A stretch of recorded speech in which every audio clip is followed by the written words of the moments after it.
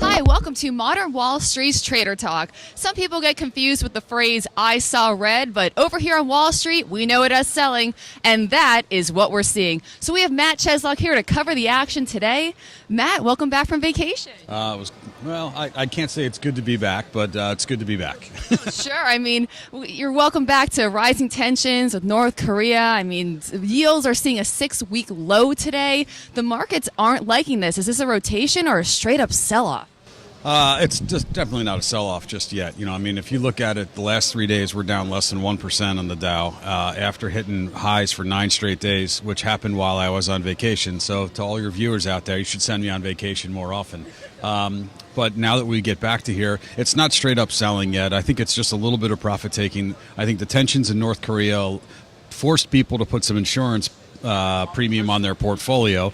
And that's why you saw the VIX spike. So this isn't really a massive sell-off just yet. Okay, well, heading up to this, we've seen some lack of leadership with the Russell and the miners. Are you noticing any other divergence? No, gold obviously was going to get a big uptick, and it did, and now it's up against some resistance based on what's going on geopolitically. That's the major part. Now we've got, D.C. again in focus, which is not what the market wants. We were focused on earnings for so long. They were good for the most part, and the market responded accordingly. Now we've got D.C. back in focus, and the market fails. So, once we get through with all that, maybe we get higher. But, there are some sector rotations that are still going on. You're going to start buying some insurance, as I said, for your portfolio. The golds, maybe the utilities have held up a little bit better. And some of the bigger names are starting to see a little bit of profit taken. And how about energy, since we're talking about commodities? Oil was up earlier, now it's back down. Any reason for that? Could it be that the COT is showing some strong selling with commercial traders? Well, what's interesting is that oil has yet to find its legs above 50, despite some massive drawdowns, some massive news out of OPEC.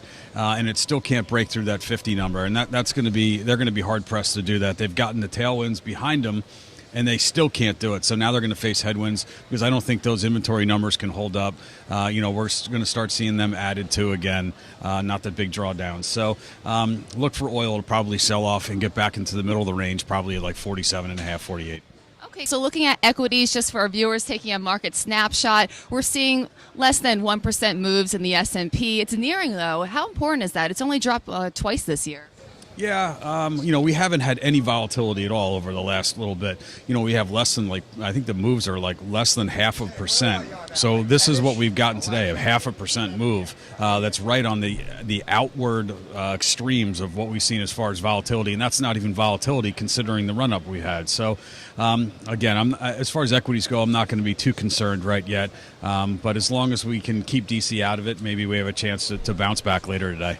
All right, then you know what, Matt? Let's leave on a fun note. Let's talk IPOs. I don't know why I find that so fun, but we had Blue Apron report in the morning, and now we have Snap in the evening. So, what is your outlook for that? Any warning signs, considering they're trading well below their opening prices? Those were priced to perfection, and there was so much built into the unicorn pricing of it, and we're not seeing them perform very well. So that's going to bring a lot of pause to any other unicorn stocks that are coming out. So that's not good for the market, but you're going to buy the old staples, the old FANG stocks that perform well. So maybe you'll leave the IPOs and buy them on dips. All right. Well, thank you so much, Matt. I guess you could dip out now and maybe go back to vacay mode. Thank you so much for joining me, as always. It was my pleasure.